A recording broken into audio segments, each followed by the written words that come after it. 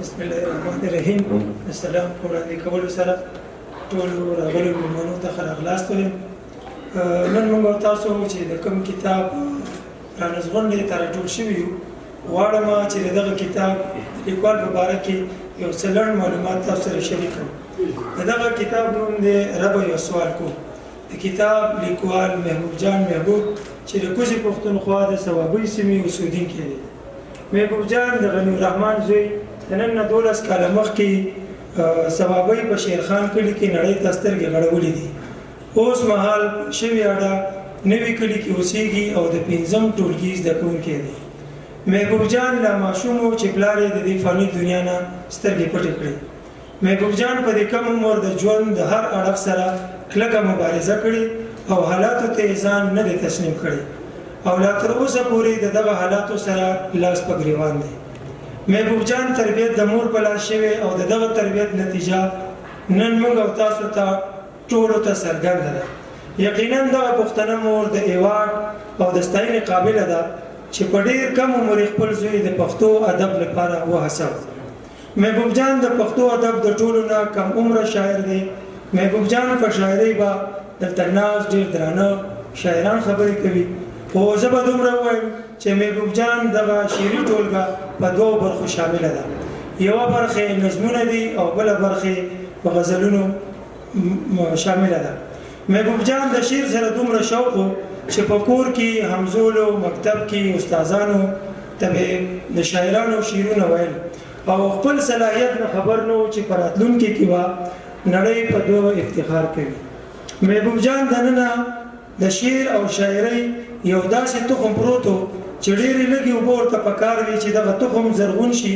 اخر دغه تخم تیغې وکړه او را زرغون شو او لومړی شعر یې په هغه وخت کې ولیکه چې د یو کلي نه بل کلي ته کډه وړله او دی په خپله د کډې په سر ناست و. نو په دغه لحظه اولنی شعر یې ولیکه: شرم او پیغور د کلي وایستم، شرم او پیغور د کلي وایستم، ستا د بنګلو شور د کلي وایستم. زه خو محبوب جان د کلي نه وتم، زه خو محبوب جان د کلي نه وتم، دې خلکو په زور د کلي وایستم. دې نه وروستو محبوب جان خپله عملي شاعري او لیکنه پیل کړه او په 2019 کال کې په ملکي او نړیوالو رسنیو کې وځلېد. محبوب جان اولنی نظم د پلار په یاد کې لیکلی و چې په دغه نظم کې د پلار نه د محرومیت اظهار کړی او همدغه نظم یې په اول ځل د بنیر په سیمه په یو مشاعره کې په داسې حال ویلی و چې مشاعرې ته د تلو هېڅ امکانات نه و. خو محبوب جان خپل مشر ورور ته ډېر اصرار وکړو چې وروره دغه مشاعرې ته به زه لازم ځم. خو ورور یې په دغه خبره زړه وهه چې عمر یې ډېر خام او په سټه تنکی دی. خو محبوب جان په خپل ځان دومره باوري و چې په دغه نظم ویلو سره به د پښتنو ترمنځ ځان محبوب کړي.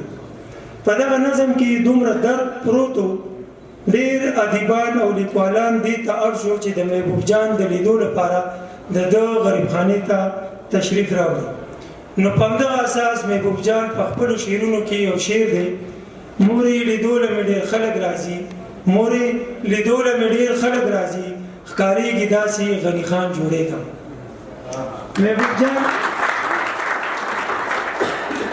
محبوب جان د شعر او نظم لیکلو سره سره د ویلو یو ځانګړی انداز لري او په همدغه انداز یې ډېر مینوال خپل کړي دي.